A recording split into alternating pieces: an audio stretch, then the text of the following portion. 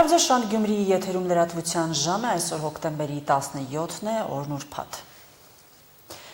Կապանում դեսպանները հանդիպել են Սյունիքի մարզպետ Ռոբերտ Ղուկասյանի հետ, քննարկելու դիմակայուն Սյունիք Թիմ Եվրոպա նախաձեռնության շրջանակում ընթացիկ եւ ապագա համագործակցությունը։ Քննարկման առանցքում մարզային զարգացման առաջնահերթություններն էին եւ համայնքներին ուղղված աջակցությունը։ Դիմակայուն Սյունիք Թիմ Եվրոպա նախաձեռնությունը Եվրոպական միության, Եվրոպական ներդրումային բանկի, Վերակառուցման եւ զարգացման Եվրոպական բանկի, Եվրամիության անդամ երկրների նախաձեռնությունն է, որի նպատակն է նպաստել Սյունիքի մարզի կայուն սոցիալ-տնտեսական զարգացմանը, գրված է Հայաստանում Եվրամիության գրասենյակի տարածած հաղորդագրությունում։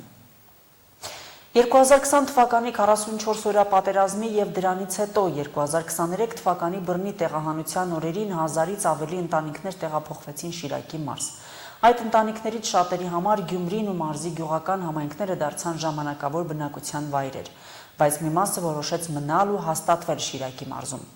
Այժմ մարզում ապրում է 2900 արցախցի։ Նրանց համար առաջնահերթ են բնակարանային ու զբաղվածության խնդիրների հաղթահարումը։ Ախուրյանի տարածաշրջանի 4 գյուղերում հաստատված արցախցի 10 ընտանիքների բնակարանային հարցը լուծվել է Հայ օգնության միության Հույսի օջախ ծրագրի հանգանակություններով եւ բարերարությամբ։ Բենյամին գյուղում ապրող 2 ընտանիքներ բնակարանամուտ են նշել։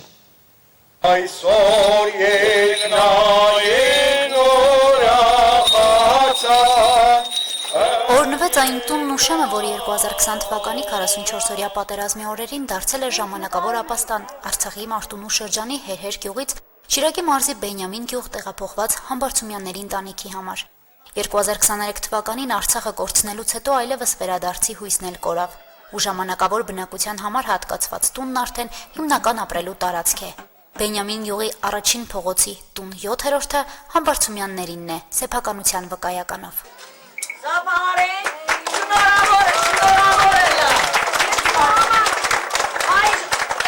Վեցոկանոց ընտանիքը նոր կյանքի շարունակությունը կառուցելու է այստեղ, բայց իրենց հարազատ հերհերը, տունը, հայրենի հողն ու ջուրը, որ մնացին կարմիրով գծված սահման կոչվածից այն կողմ, կուլ չգնացող փշուրի պես անընդհատ սեղմում է կոկորդները։ Նոր տան ու տանիքի տակ տանտիկին Ինան արդեն ամեն բան դասավորել է։ Այստեղ իմ մամաններս է դրած, այստեղ բաժակներ ունեմ դասավորած,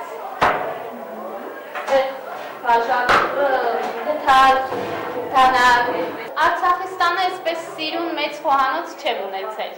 Բռնի տեղահանության օրերից է պատմում, թե ինչպես սեպտեմբերի 25-ին գյուղից դուրս եկան։ Ոչինչ հետը վերցնել չեն հասցրել, հերհերի տան դուռը բաց է թողել։ Ասում է արցախցին սովորություն չի ունեցել դուռ փակելու։ Բաց էր թողել նաև մեծ հույսով, որ մի օր կվերադառնան։ Մեր գյուղի տունը հասարակ, գյուղի պապական այսպես եկած ժառանգված իրաթորներին հասած տուն ա եղել։ Քիչ հարմարություններով, գյուղի պայմաններով փոքր տուն ա եղել։ Ժամանակի ընթացքում մենք ենք ինչ-որ բաներ ավելացրել, ինչ-որ բաներ կիսատ ա մնացել։ Ինան եւ Սուրիկը նոր տանը մեծացնելու են իրենց 2 անչափահաս երեխաներին՝ 4 տարեկան Ադրիանային եւ 9 տարեկան Ալենին։ Երեխաները արագ են հարմարվել նոր միջավայրին, տանը։ Մանկական պարտությամբ Ալենը պատմում է հեռվում թողած տան մասին, ընկերոջ Վահրամի մասին, ում շատ է կարոտել։ Անսուկատվիս, հեծանիվս,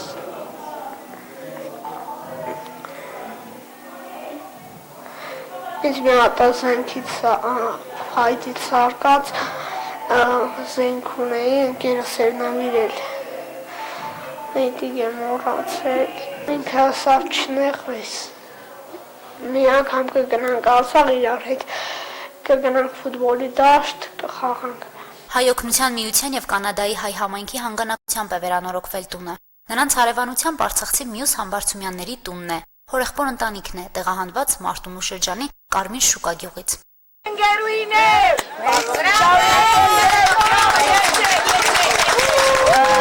Նրանք եւս Հույսի օջախ ծրագրի շահառու երջանիկ ընտանիքներից են։ Տունը վերանորոգել ու նվիրել է Ֆրանսիա հայ համայնքը։ 12 հոգանոց ընտանիքը տեղահանության օրերին նույն դժվար ու երկար ճանապարհն է անցել։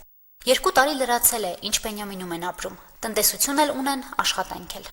3 սպալնի, զալ, բաղնիկ, զուգարան։ Շնորհակալ եմ սաղից, որ տրամադրել են այս տունը մեզ։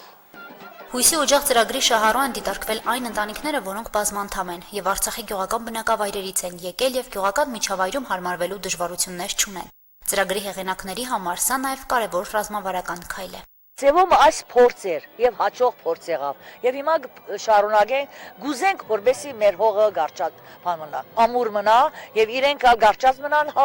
հայրենի հողին եւ ուրիշ աչքերնի ուրիշ տեղ չլա ժողովուրդը բնակարանի գարիք ունի մանավանդ անոնք որ Արցախի քյուղերեն գուքան եւ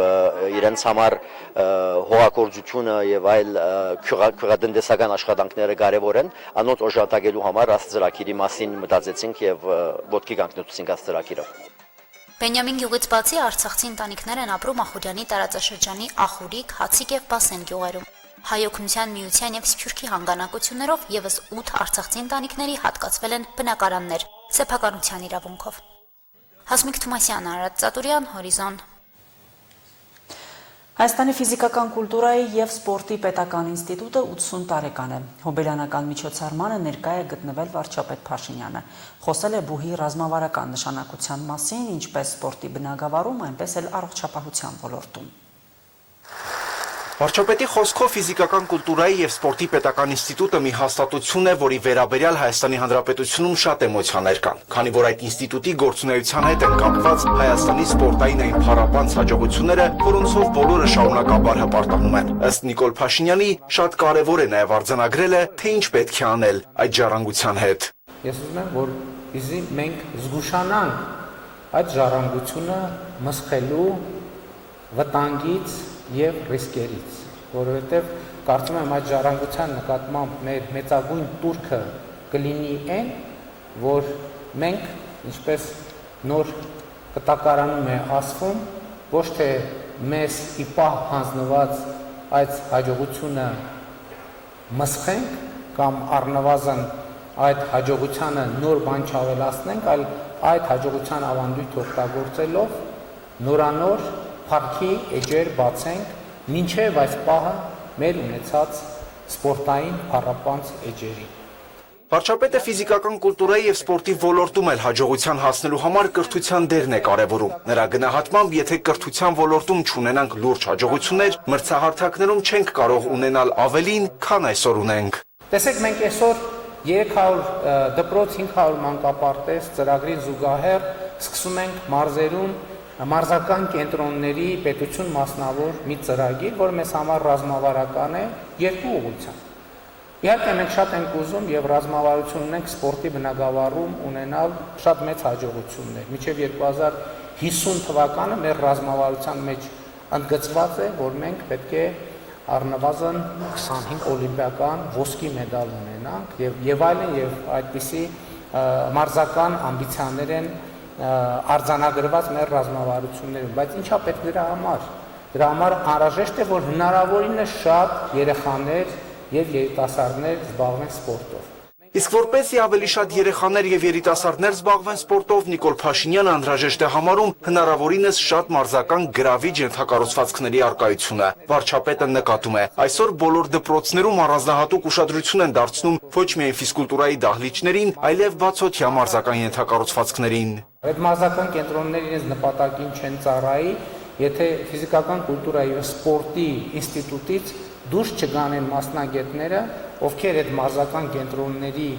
այցելող մեծահասակներին եւ երիտասարդներին եւ պատանիներին պիտի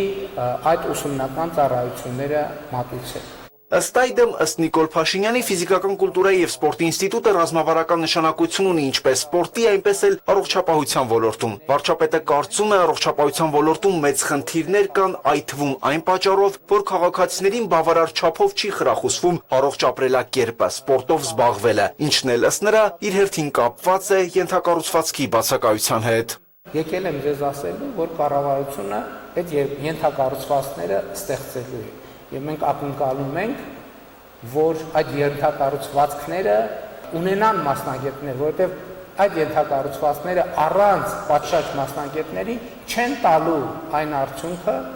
որը մենք բոլորս ակնկալում ենք։ Ամփոփելով իր ելույթը վարչապետը կրկին շնորհավորում է ինստիտուտի 80-ամյա հոբելյանի առիթով, շնորհակալություն հայտնում այս ընթացքում կատարած աշխատանքի ներդրման համար եւ համոզմունք հայտնում, որ այս առաջին 80-ամյակին հաջորդող մյուս 80-ամյակները նախորդներից կլինեն ավելի հարուստ, ավելի փառապանծ, ավելի գեղեցիկ եւ ավելի մեծ հեռանկարներով։ Վահագն Հակոբյան, Հորիզոն։ Հոկտեմբերի 17-ը հռչակվել է ոչ նյութական մշակութային ժառանգության միջազգային օր։ Հայաստանն ու հայկականը մեծ ընդգրկվածություն ունեն ՅՈՒՆԵՍԿՕ-ի ընդունած այդ արժեքների ցանկում։ Գյումրին այդ շարքում առանձնացավ դարբնագործության իրավանդույթներով։ Երկրորդ տարին է ոչ նյութական մշակութային ժառանգության միջազգային օրը նշվում է Հայաստանում։ Գյումրիի մշակութային տարբեր հաստատություններում կազմակերպված միջոցառումները օրվա խորհրդով էին։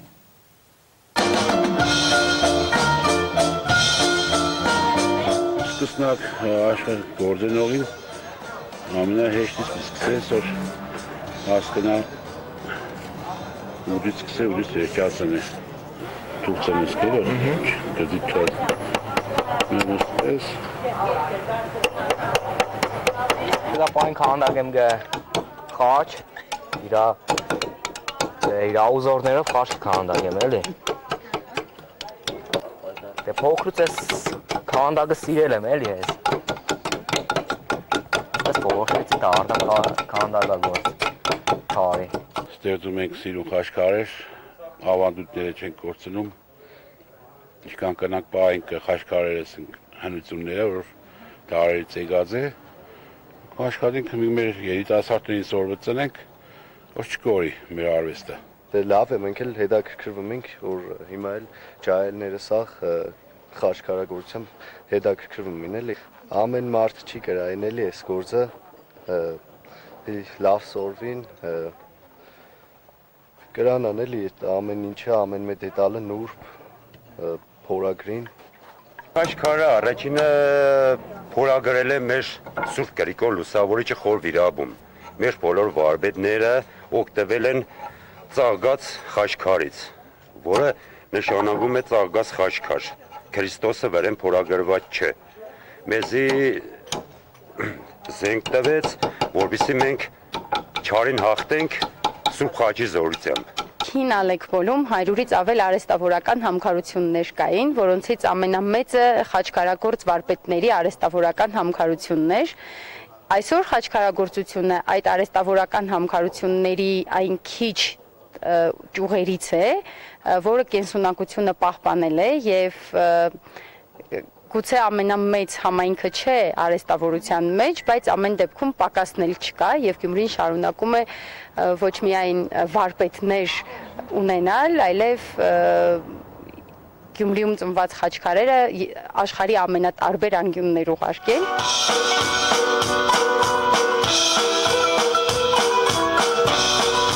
Ոչ նյութական մշակութային ժառանգության միջազգային օրվա հետ զուգորդվեց մեր նոր կտավի 2025 թվականի կտավի ստեղծումը եւ ասեմ, որ նաեւ խորագիրն էլ բավականին համահունչ էր օրվան ձեռագիր Գյումրի իրականում եւ ուղղակի եւ ուղիղ իմաստով եթե նայենք հարցին բնականաբար մենք ակնկալում ենք կալիգրաֆիայի հնարավոր բոլոր դրսևորումները կտավի վրա, բայց մյուս կողմից բնական է նաեւ մենք ուզում ենք հասկանալ թե ինչպիսի ձեռագիր ունի Գյումրին գյումրեցիների համար, հյուրերի համար եւ բոլորը իրենց հնարավոր մտքի դրսևորումները փորձում են արտահայտել արվեստի, եթե կարելի այսպես ասած, սոցիալական արվեստի այս դրսևորման միջոցով։ Առաջի բանը, որ մտքովս անցավ, այդ հենց հոգին էր, որովհետև հենց Գյումրին իրոք իմ հոգու ու սրտի քաղաքն է։ Ես առանց Գյումրու չեմ պատկերացնում։ Երևի ոչ միտեղ չապրեմ կյանքում Գյումրիից բացի։ Ես գրել եմ հիշողություն, այս բառը գրել եմ Հրանտ Մաթևոսյանից ոգեշնչված, քանի որ նա նշում էր, որ անասունին եւ մարդուն տարբերում է հիշողությունը, անասունը այսօր դաշտում արարածում է, մինչ այդ 3 իր ցակին սպանել են։ Այսպիսով մտածում եմ, որ մարդուն մարդ է դարձնում հիշողությունը եւ եթե մենք մոռանանք, թե ով ենք մենք, ինչ ճանապարհ ունենք անցած, գուցե դադարենք մարդ լինելուց։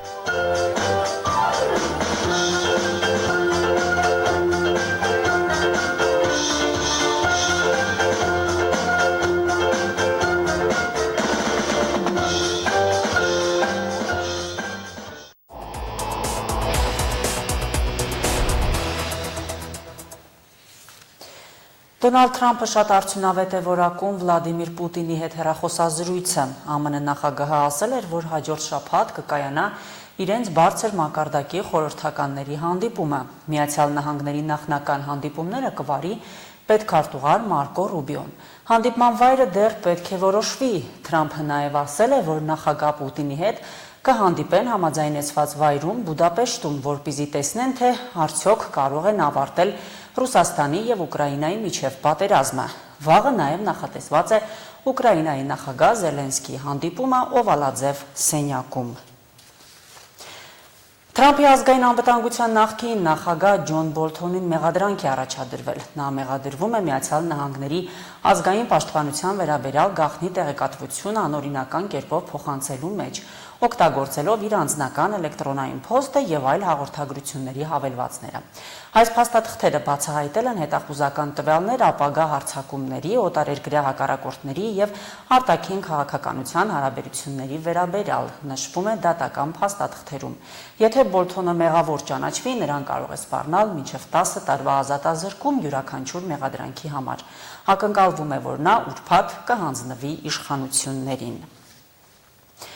Լիբանանյան դատարանի որոշմամբ թույլատրվել է բանտից ազատ արձակել Լիբիայի տապալված առաջնորդ Մուամար Քադաֆիի որդուն Հանիբալ Քադաֆիին։ Վերջինս Լիբանանում գրեթե 10 տարի նախնական կալանքի տակ է։ Նա ազատ է արձակվել $11 միլիոն գրավի դիմաց, բայց նրան արգելվել է երկրից հեռանալ։ Լիբանանի իշխանությունները լիբիացի նախկին առաջնորդի որդուն ձերբակալել են 2015 թվականին, ավելի քան 40 տարի առաջ լիբանանցի շիա հոգևորական Մուսա Սադրի անհետացման մասին տեղեկատվությունը թաքցնելու համար։